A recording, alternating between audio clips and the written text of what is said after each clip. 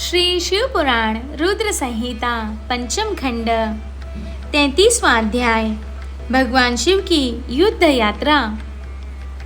ब्रह्मपुत्र सनत कुमार जी बोले, हे महर्षि, जब भगवान शिव का पुष्पदंत नामक दूत शंखचूड़ की नगरी से वापस आया तो उसने कैलाश पर्वत पर पहुंचकर भगवान शिव को असुर राज शंखचूड़ द्वारा कही गई सभी बातें बता दी। तब दूत के इन वचनों को सुनकर भगवान शिव को बहुत क्रोध आ गया।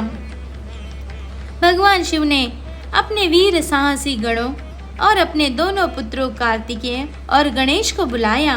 उन्होंने भद्रकाली सहित अपनी पूरी गणसेना को युद्ध के लिए तैयार होने की आज्ञा प्रदान की। भगवान शिव की आज्ञा के अनुसार उनके वीर गणों और पुत्रों ने युद्ध की सभी तैयारियां अति शीघ्र पूरी की और आकर इस बात से भगवान शिव को अवगत कराया। तब त्रिलोकीनाथ भगवान शिव ने अपनी देवसेना और गणों के साथ दैत्यराज शंखचूड़ की नगरी की ओर प्रस्थान किया।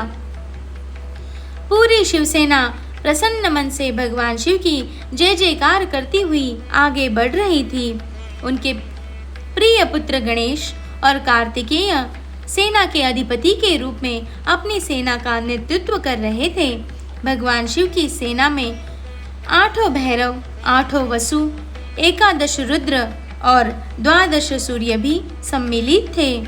अग्नि, चंद्रमा, विश्वकर्मा, अश्विनी कुमार, कुबेर, यम, नैवृत्ति, नलकुबर, वायु, वरुण, बुध और मांगलिक ग्रह नक्षत्र भी भगवान शिव की सेना की शोभा बढ़ा रहे थे। उनकी सेना में देवी भद्रकाली, जिनकी 100 भुजाएं थी, अपने पार्षदों के साथ युद्ध भूमि की ओर प्रस्थान कर रही थी। भद्रकाली देवी की जीभ 1 योजन लंबी और चलयमान थी।